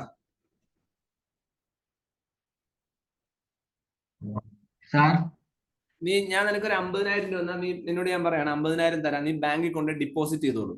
നിന്റെ പ്ലാൻ എന്താ? എങ്ങനെ നീ ഡിപ്പോസിറ്റ് ചെയ്യും? ചെക്ക് ചെയ്തിട്ട്. അതെ, അത് നിന്റെ അക്കൗണ്ടില് നീ ഫിക്സഡ് ഡിപ്പോസിറ്റ് ഇടുവോ, അതോ കറണ്ട് അക്കൗണ്ടിൽ ഇടുവോ, സേവിങ്സ് അക്കൗണ്ടിൽ ഇടുവോ, ഏതിലിടുക? നിന്റെ പ്ലാൻ എന്താ? ഫിക്സഡ് ഡെപ്പോസിറ്റിൽ ഇടും.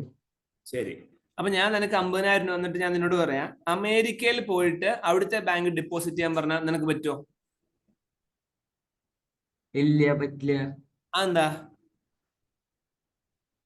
അല്ല, ഇന്ത്യൻ മണി അല്ലേ? ഇന്ത്യൻ മണിയാണ്. അപ്പൊ അത് അമേരിക്ക കൊണ്ടിടാൻ പറ്റുമോ? ഇല്ല. അവിടുത്തെ ബാങ്ക് നിന്നെ അംഗീകരിക്കുമോ? ഇല്ല. കറൻസി മാറ്റിയിട്ട് വേണേ കൊണ്ടിടാം. വേണമെങ്കിൽ അതെ, അവരുടെ കറൻസിയിലേക്ക് മാറ്റി അവരുടെ ബാങ്കിൽ നിനക്ക് ആധാർ കാർഡും അവിടുത്തെ ഡീറ്റെയിൽസ് കൊടുക്കാൻ നിനക്ക് പറ്റിയാലേ അവരിടുള്ളൂ അല്ലെ? യെസ്. അപ്പൊ കോണ്ടാക്ട്സ് നോക്കാം. Vostro account. Indian government has simplified the payment mechanism for traders importing pulses from Myanmar by implementing rupees direct payment system through the special rupee Vostro account via Punjab National Bank. വളരെ important point ആണ്. Myanmar എന്ന വേറൊരു രാജ്യമാണ്, India വേറൊരു രാജ്യമാണ്. അപ്പം മ്യാൻമറിൽ നിന്ന് ഇങ്ങോട്ട് ബിസിനസ് ചെയ്യുന്ന അല്ലെങ്കിൽ ഇങ്ങോട്ട് കയറ്റി അയക്കുന്ന അല്ലെങ്കിൽ കച്ചവടങ്ങൾ ചെയ്യുന്ന ആൾക്കാർ ഇവിടുന്ന് അങ്ങോട്ട് പൈസ കൊണ്ടുപോകുന്നുണ്ട്, അവിടുന്ന് ഇങ്ങോട്ട് പൈസ കൊണ്ടുപോകുന്നുണ്ട്. അപ്പം മ്യാൻമറിന്റെ പൈസ ഇപ്പൊ ഇവൻ പറഞ്ഞ പോലെ നമുക്ക് വേറൊരു രാജ്യത്ത് പോയി അവരുടെ അക്കൗണ്ടിൽ നമ്മുടെ പൈസ ഇടാൻ പറ്റില്ല. എന്നാൽ അങ്ങനെയുള്ള സൗകര്യം ചെയ്തു കൊടുക്കുന്ന ഒരു മെത്തേഡിന് പറഞ്ഞ പേരാണ് വോസ്ട്രോ അക്കൗണ്ട്സ്. അപ്പൊ സേവിങ്സ് അക്കൗണ്ട് പോലെ അല്ലെങ്കിൽ നമ്മുടെ ഫിക്സഡ് ഡിപ്പോസിറ്റ് പോലെ കറണ്ട് അക്കൗണ്ട് പോലെ വേറൊരു അക്കൗണ്ട് നമ്മൾ നോക്കുവാണ്, special rupee vostro account. Okay, special റുപ്പിയാണ്, അവരുടെ പൈസയാണ്. ഇന്ത്യൻ പൈസ അവിടെ ഇടാം, അവിടുത്തെ പൈസ ഇന്ത്യയിൽ ഇടാം. അത് കൺട്രോൾ ചെയ്യുന്നത് പഞ്ചാബ് നാഷണൽ ബാങ്കിന്റെ കീഴിലാണ്. ആ ഒരു പ്രത്യേക ടൈപ്പ് ഓഫ് അക്കൗണ്ടിനെയാണ് നമ്മൾ സ്പെഷ്യൽ റുപ്പി വോസ്ട്രോ അക്കൗണ്ട് എന്ന് പറയുന്നത്. അപ്പൊ അതെന്തിനാ ഉപയോഗിക്കണേ? ട്രേഡ് ഒന്ന് ഫാസ്റ്റ് ആക്കാൻ, trade, transaction and enhance the efficiency. Okay, കാരണം നമ്മള് വല്ലാത്ത ഇപ്പോ മറ്റേ പല ചെറിയ ചെറിയ പയറ്, ഗ്രീൻ പീസ്, അങ്ങനെയുള്ള എല്ലാ കാര്യങ്ങൾക്കും ഈ മ്യാൻമറിനെ ഡിപ്പെൻഡ് ചെയ്യണ്ടേ. അപ്പൊ മ്യാൻമറില് എല്ലാ ദിവസവും ഇതുപോലെ പോയി അക്കൗണ്ട് ബ്ലോക്ക് ആയി എന്ന് പറയുമ്പോൾ നമ്മുടെ കച്ചവടക്കാര് ഭയങ്കര പ്രശ്നം ഉണ്ടാക്കുന്നത്. അപ്പൊ അതിന് ഹെൽപ്പ് ചെയ്യാൻ വേണ്ടി മ്യാൻമറുമായിട്ട് നമ്മളൊരു അഗ്രിമെന്റ് വെച്ചിട്ട് ഇങ്ങനെ പ്രശ്നം സോൾവ് ചെയ്തു. അപ്പൊ മ്യാൻമറിന് എന്നുള്ള രാജ്യത്തിന് സന്തോഷം, നമുക്ക് സന്തോഷം. So what is SRVA? It is an account that domestic banks hold for foreign bank in the former's domestic currency, in this case Indian rupee. ഇപ്പൊ ഞാൻ പറഞ്ഞ പോയിന്റ് ആണ്, പഞ്ചാബ് നാഷണൽ ബാങ്കിന്റെ അക്കൗണ്ടിലേക്ക് ഒരു മ്യാൻമറുകാരന് പൈസ ഇട്ടാലും മ്യാൻമറിന്റെ ബാങ്കിലെ പഞ്ചാബിന്റെ ബ്രാഞ്ചിലേക്ക് ഒരു ഇന്ത്യക്കാരന് പൈസ ഇട്ടാലും അത് ഗവൺമെന്റ് അങ്ങ് അംഗീകരിക്കുന്നു.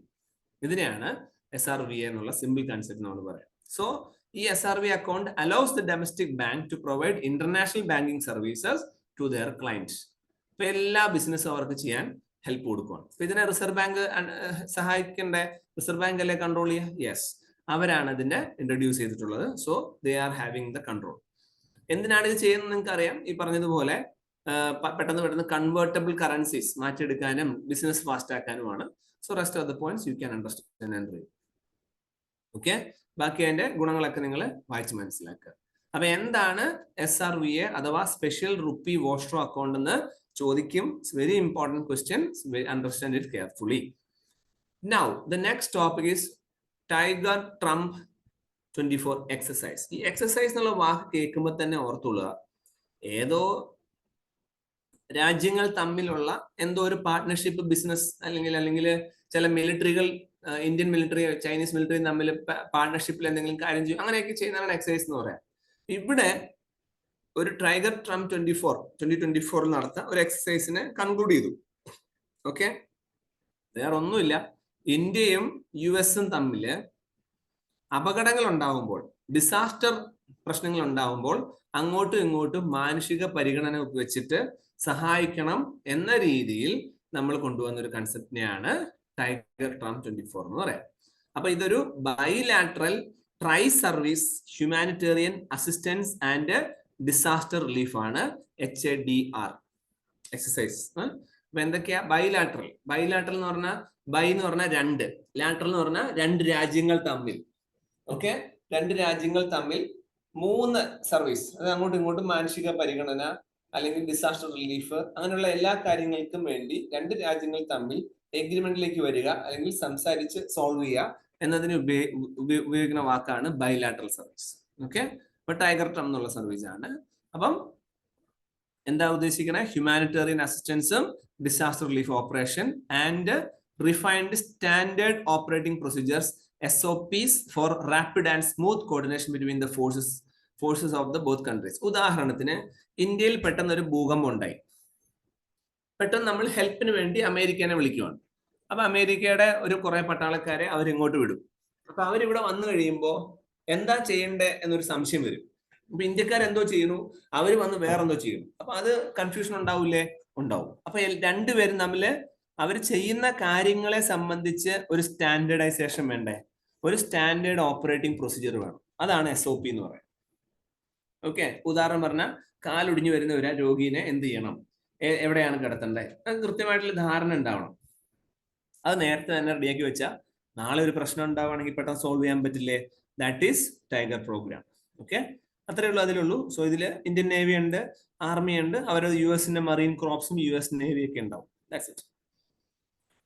And the final topic today is about the ashwagandha. Ashwagandha എന്ന് പറഞ്ഞു കഴിഞ്ഞാൽ ഒരു ആയുർവേദ ചെടി അല്ലെങ്കിൽ ആയുർവേദിക് പ്രൊഡക്റ്റ് ആണ്. നമ്മൾ വളരെ കോമൺ ആയിട്ട് ഇവിടെ ഉപയോഗിക്കുന്നതാണ്. ഈ നമ്മുടെ നാട്ടുമ്പുറത്തൊക്കെ കയ്യിൽ ഇവിടെ നിങ്ങൾ വീണ് നീരൊക്കെ വന്നു കഴിഞ്ഞാൽ ഈ അശ്വഗന്ധ അരച്ച് ചേർക്കുക അല്ലെങ്കിൽ അരച്ച് അവിടെ പുരട്ടുക ഒക്കെ ചെയ്യും. അതുപോലെ നിങ്ങൾക്ക് നന്നായിട്ട് പഠിക്കണം, നിങ്ങൾക്ക് നല്ല ഓർമ്മശക്തി വേണം, അതുപോലെ നിങ്ങൾക്ക് നന്നായിട്ട് കിടന്നുറങ്ങണം, അങ്ങനെയൊക്കെ വരുന്ന സമയത്ത് we are using this ashwagandha. It's a very good Ayurvedic medicine. Definitely it is for numerous health benefit ഉണ്ട്. ഏതൊക്കെയാണ് മെയിൻ ആയിട്ട്? അതിന്റെ സയന്റിഫിക് നെയിം ആണ് വിഥാനിയ സോമിനിഫെറ. ഓക്കെ, നമ്മുടെ ഇന്ത്യയിലുള്ളതാണ്. വിന്റർ ചെറി എന്നും ഒക്കെ നമ്മൾ ഇതിനെ വിളിക്കും. ആയുർവേദിക് മെഡിസിൻ ആണ്, ഹെർബാണ്, നമ്മൾ ട്രഡീഷണലി ഉപയോഗിക്കുന്നതാണ് ഇവിടെ. ഓക്കെ, സോ നമ്മുടെ ഇത് അശ്വഗന്ധയുടെ അടിസ്ഥാനപരമായിട്ടുള്ള ഉപയോഗം ഇത്രയേ ഉള്ളൂ. ഇത് നമ്മുടെ സ്ട്രെസ് കുറയ്ക്കും, help the body manage stress. നിങ്ങൾക്ക് വളരെ അത്യാവശ്യമായിട്ട് വേണ്ട ഒരു സാധനമാണ് അശ്വഗന്ധ, ഉപയോഗിച്ചോളുക. Stress and anxiety reduction അശ്വഗന്ധയാണ്.